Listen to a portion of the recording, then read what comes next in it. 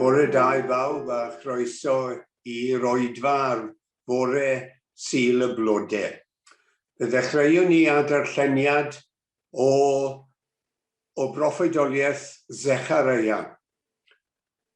Llawen hân fawr ferch Sion, bloeddian uchel ferch Jerusalem.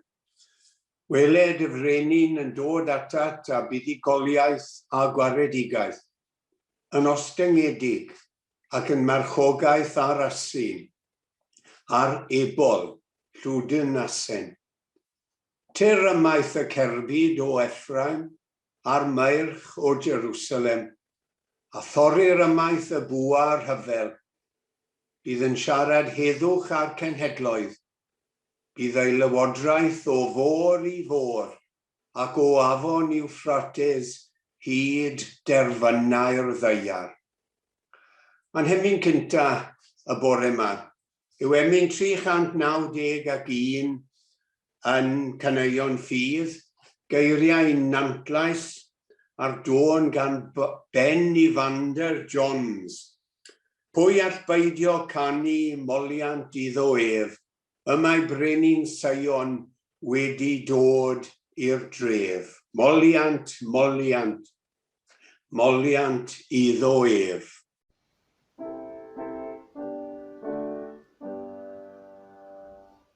Pwy all beidio canu moliant iddo ef, ymai brenin Sion wedi dod i'r dref. Moliant, moliant, rhaid I blant roi moliant. Moliant, moliant, iddo ef. Moliant iddo ef. Moliant iddo ef. Haen i'w nawn ein wisgoedd gorau ar y ffyrdd, taflwn ar ei lwybrau gangau'r palmwydd gwyrdd. Moliant, moliant, rhaid I blant roi moliant. Moliant, moliant, iddo ef. Moliant iddo ef. Moliant iddo ef. Ar ei ebol lasyn o mor fwyn y daw, fe all plentyn bach an gadio yn ei law. Moliant, moliant, rhaid I blant roi moliant. Moliant, moliant, iddo ef. Moliant iddo ef. Moliant iddo ef. Adag ef I Salem awn yn sion ac iach, a mae Iesu'n ennill calon plentyn bach. Moliant, moliant, rhaid I blant roi moliant. Moliant, moliant, iddo ef. Moliant iddo ef. Moliant iddo ef.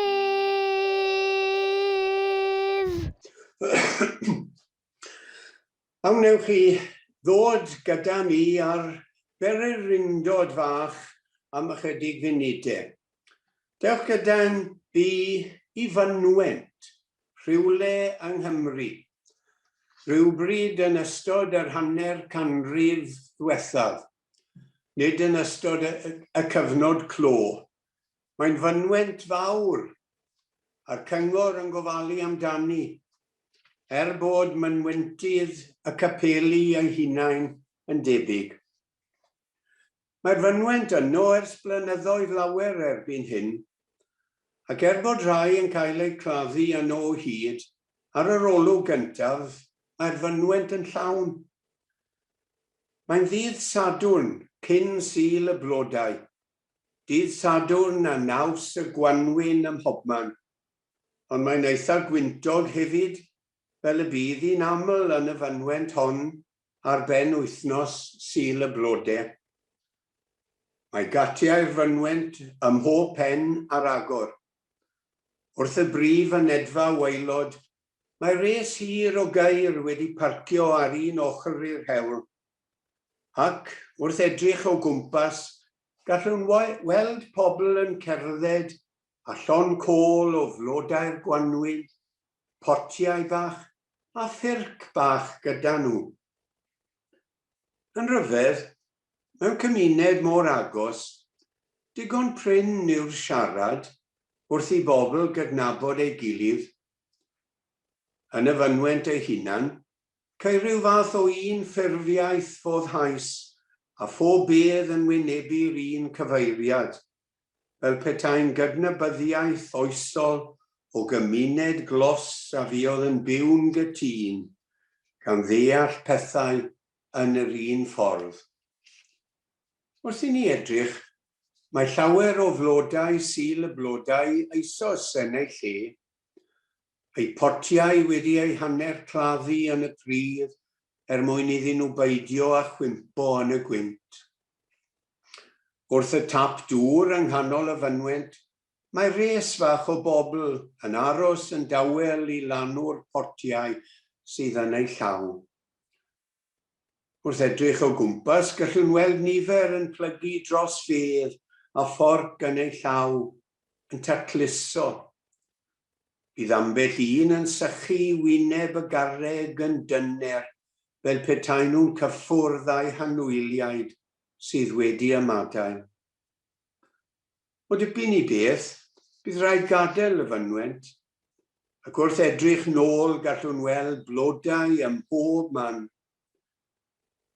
Bod cenedlaethau wedi eu claddu yma, bydd rhywrai yn parhau i gofio ac i gydnabod pobl na fydden nhw efallai erioed wedi ei gweld, ond heblaw am y bobl hynny, na fydden nhw eu hunain ddim yn bod.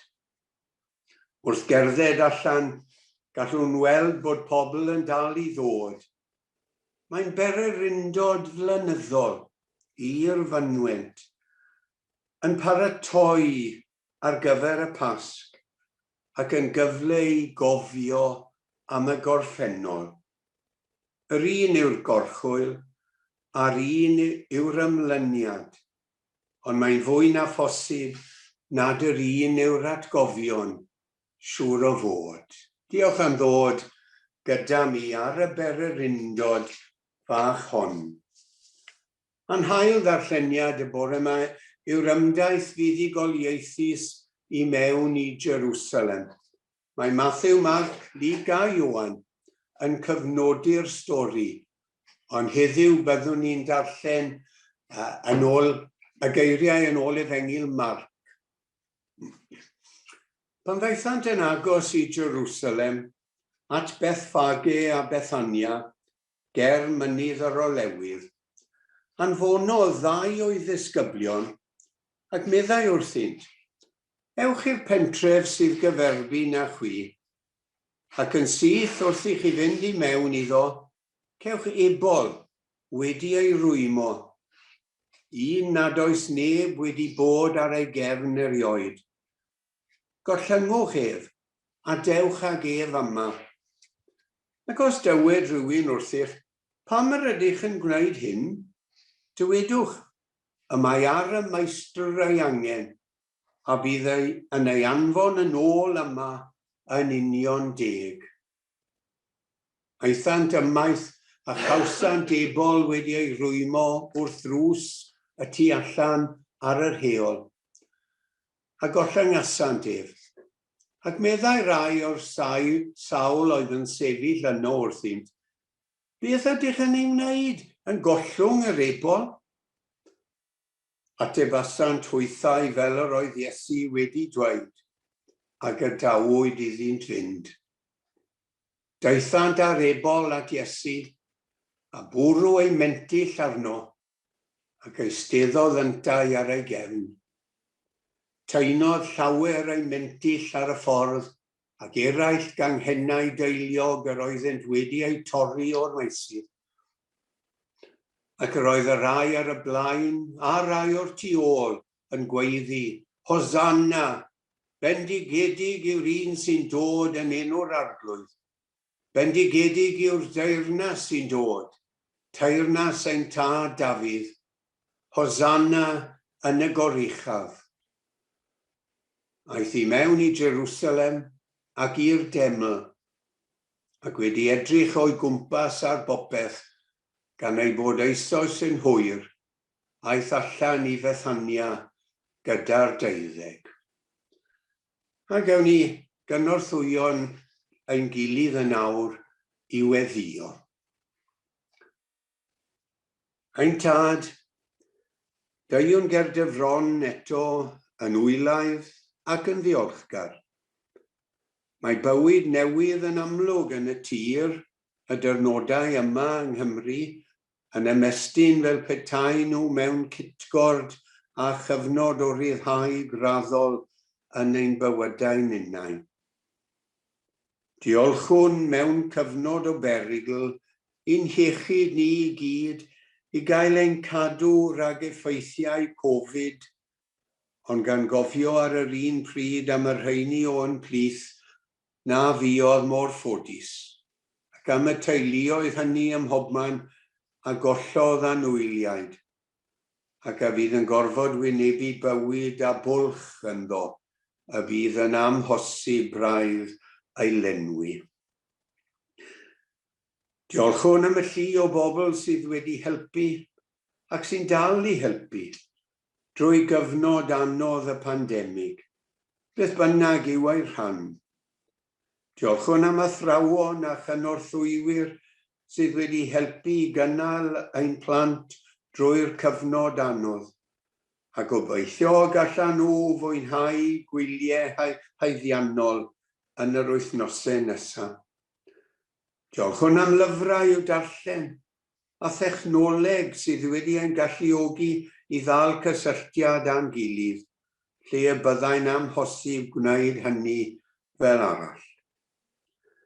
Diolchwn yn arbennig heddiw am ein haelodau a'n swyddogion yma yn y crwys sydd wedi cydlynu ein hymwneud yn ddifluno dros flwyddyn gyfan. Rydym yn trysori ei cyfraniad, a hefyd gyfraniad pob aelod a pherson cysylltiol sydd wedi ymuno a phob gwasanaeth a phob menter, mewn ffyrdd sydd wedi bod yn newydd ac yn anghyfarwydd I gymaint ohonom. Styriwn hefyd am y rai sy'n wynebu bywydau anodd, trais a gofid ym mhob man. Mae'r teledu a'r cyfryngau yn dod â'r rhain i'n cartrefi yn feunyddiol, a gweddiwn gyda chynulleidfaoedd ledled ein byd, y daw ffyrdd I leddfu ar unrhyw ddioddef, anghyfiawnder a malais. Heddiw rydym yn troi ein golygon tuag at y Pasg, ac yn ein ffordd fach ni ein hunain, yn cydgerdded gyda Iesu ar hyd wythnos fwyaf tyngedfennol ei fywyd, a'r wythnos fawr yng nghalendr yr Eglwys Gristnogol yn fyd-eang. Gweddiwn felly I ni gael bod yn ddilynwyr teilwng I Iesu, gan wneud ein gorau ym mhob ffordd drosto, mwyn ei enw. Amen. A gawn ni ganu emyn arall y nawr, cyfieithiad hyfryd gan Hywel Griffiths. Ches I ddim y fraint o'i adnabod, ond mae llawer ohonoch wedi ei adnabod. Yr emyn Saesneg, ride on in majesty. Ymlaen, ymlaen, frenhinol un, Hosanna gwaeddau'r dorf gytun. Dan ifau'r llwm ymlwybra ymlaen, a phalmwydd dan ei draed ar dain. 238.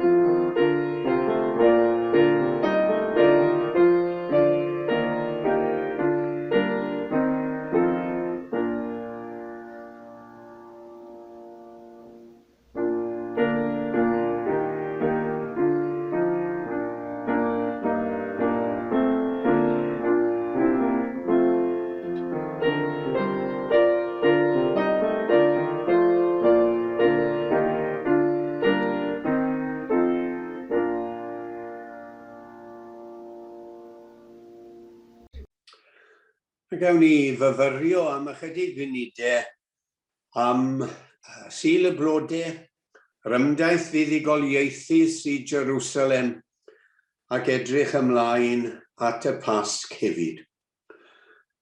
Roedd y gyfraith Iddewig yn dweud fod rhaid I bob Iddew deithio I Jerusalem 2 gwaith y flwyddyn, ar achlysur y 2 prif wyl flynyddol, a oedd yn gallu para am ryw 7 neu 8 diwrnod. Can nhw ei hystyried hefyd yn 2 pererindod i'r ddinas honno. Y 2 gwyl oedd gwyl y Pasg, neu gwyl y bara croiw, gwyl y Pentecost, neu wyl yr wythnosau, a gwyl y pebyll. Byddai llawer iawn o Iddewon yn dod i'r gwyliau hyn o wahanol fannau ac yn llenwi'r ddinas a'r ardaloedd cyfagos. Rwy'n hoff o'r darn yn llyfr yr Actau ar adeg y Pentecost sy'n dweud am yr holl bobl oedd wedi dod ar y bererindod I Jerusalem ar yr wyl honno. Bryd hynny, roedd Iddewon crefyddol o wahanol wledydd wedi dod I aros yn Jerusalem. Roedd Parthiaid yno, a Mediaid, Elamitiaid, pobl o Mesopotamia, Judea a Cappadocia, Pontus ac Asia, Phrygia, Pamphylia, yr Aifft, a ran o Libia sydd wrth ymyl Cerene, pobl oedd ar ymweliad o Rufain, a hefyd Cretiaid ac Arabiaid. Mae bron fel bobl yn mynd i'r Eisteddfod Genedlaethol a'r pebyll, i'r maes pebyll a maes carafannau, dod o bob ran o Gymru. Ond nôl at yr hanes, erbyn dyddiau Iesu, doedd yr Iddewon ddim yn credu fod rhaid iddyn nhw bererindota 2 gwaith y flwyddyn i'r deml. Roedden nhw'n cydnabod fod pererindod yn gysylltiedig â'r gwyliau hyn, ond dim ond unwaith bob ychydig blynyddoedd roedden nhw'n mynd ar bererindod. Mae rai traddodiadau rabbinaidd fodd bynnag yn cyfeirio at unigolion a theuluoedd oedd yn fwy diwyd na'r cyffredin, wrth geisio cadw'r gorchmynion i bererindodau i Jerusalem. Ond oedden nhw ond yn gwneud hynny unwaith y flwyddyn. Mae'n amlwg fod teulu y bachgen Iesu ymhlith y Rhain. Yn ôl Luc, byddai ei rieni yn teithio i Jerusalem bob blwyddyn ar gyfer gwyl y Pasg. Pan oedd ef yn 12 mlwydd oed, aethant i fyny yn unol ar arfer ar yr wyl. A chi'n cofio beth ddigwyddodd wedyn beth, aeth y teulu adref heb yr Iesu. Oedd cymaint o dorf yno, cymaint o bobl yn eu grŵp nhw, yn deuluoedd, yn rhan o'r teulu, yn ffrindiau, bobl o Nazareth, efallai, ond nhw wedi mynd taith blwyddyn cyn styried nad oedd Iesu ymhlith y grŵp, a mynd nôl a treulio 3 diwrnod yn chwilio amdano cymaint oedd y dorf yn Jerusalem. Ac ar Sul y Blodau, yr ymdaith fuddugoliaethus, a'r stori fel y mae Marc wedi chofnodi. Mae'r stori yma yn ddrama, mae'n gyffroes, mae'n theatr i ryw raddau. Mae'r disgyblion yn goffod ffindo'r asyn wedi ei glymu, ac maen nhw'n mynd a gwneud hynny. Mae ryw rai yn ei herio, ac maen nhw'n ateb fel mae Iesu wedi dweud wrthyn nhw, bod ar y meistr ei angen. Ac mae'r bobl yn derbyn hynny. Mae'r geiriau efallai'n rhyw fath o cod, a'r bobl yn adnabod y cod yma. Yn ôl Luc, perchennog yr asyn oedd wedi gofyn iddyn nhw pam maen nhw'n mynd ar asyn. Sylwch hefyd, mae Marc yw'r unig un sy'n dweud y bydd yr asyn yn cael ei ddychwelyd. Y mae ar y meistr ei angen, a bydd yn ei anfon yn ôl yma yn union 10. Gallwn ddychmygu felly y disgyblion yn gweu ei ffordd drwy'r drwch o bobl mwyn dod o hyd i'r asyn. A bod yr holl beth yn gorfod bod yn gyfrinachol. Ond nhw'n mynd o dan y radar fel petai. A bod rhyw elfen o berygl, o risg yn perthyn i'r holl beth. Bod rhaid cadw'r hyn oedd yn mynd i ddigwydd rhag pobl a allai ei stopio. Pwy a wyr. Yr ymdaith mewn i Jerusalem, dinas gaerog oedd Jerusalem, ac roedd nifer o byrth yn y rhagfuriau lle y gellid mynd i mewn iddi. Ar ddechrau gwyl y Pasg Iddewig, yn ôl haneswyr Rufeinig, fe wnaeth Pilat, raglaw Jwdea, arwain gorymdaith o farchogion a llengoedd o filwyr Rufeinig i Jerusalem. Dychmygwch Pilat a'i osgwrdd yn dod drwy'r porth gorllewinol, a'r Iesu a'i ddilynwyr yntau yn dod drwy'r porth dwyreiniol. Roedd Pasg yr Iddewon yn dathlu ryddhau'r Iddewon o gaethiwed yn yr Aifft, ac i'r Rufeiniaid goncro ardal Jerusalem tuag 80 o flynyddoedd yn ôl, roedd Sion yn y gwynt bod gwrthryfel ar led, ac felly roedd Pilat wedi teithio o'i hoff drigfan yng Nghesarea i Jerusalem, mwyn gorfodi heddwch, a hynny o bosib mewn ffurf creulon yr Rufeiniaid eu hunain. Mor wahanol oedd gorymdaeth Iesu ar gefn asyn, yn ostyngedig, yn cyflwyno heddwch di-drais. Mewn ffordd, roedd y dewis yn amlwg. Dilyn Cesar, a oedd yn cael ei addoli yn rhyw fath o dduw, neu ddilyn Duw cariad roedd Iesu yn ei gynnig. Y dewis rhwng cariad a rym ar un llaw. The might of force, a grym cariad, the force of love, ar y llaw arall. Ac mae'r adnod olaf yn y darlleniad yn gallu creu rhywbeth arbennig. Aeth I mewn I Jerusalem ac i'r deml, ac wedi edrych o'i gwmpas ar bopeth, gan ei bod eisoes yn hwyr, aeth allan I Fethania gyda'r 12. Dyma adnod ddiddorol. Mae'n ddramatig o ran yr hyn na fydd yn cael ei ddweud. Yn ein dychymyg bron, gallwn weld Iesu yn sefyll o'r neilltu yn y cysgodion, rhwng dau olau, a'r seiniau yn y deml yn mynd yn llai ac yn llai, a'r lle yn raddol wacau, nes bod fawr o neb ar ôl. Ac yn rhwch y tawelwch a'r gwacter, mae Iesu'n pwyso ac yn meddwl. Does dim sôn iddo ddweud gair. Eto, mae'r cyferbyniad rhwng bwrlwm hanes Iesu yn ystod y dydd, a'r tawelwch a'r awgrym efallai ei fod yn pendroni ynghylch yr hyn oedd I ddod. Mae'r cyferbyniad yna yn drawiadol, cyn iddo fe fynd o'r ddinas gyda'i ddisgyblion.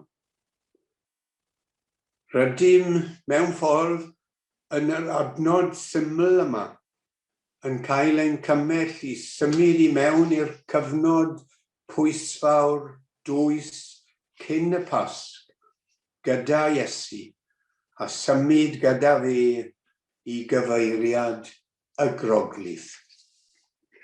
A gawn ni ganu emyn arall yn awr, emyn elfed, rhif 250 yng Nghaneuon Ffydd. Pwy sy'n dwyn y brenin adref?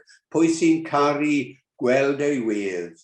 Os e fe, gaiff ei le, daw y ddeiar fel y ne.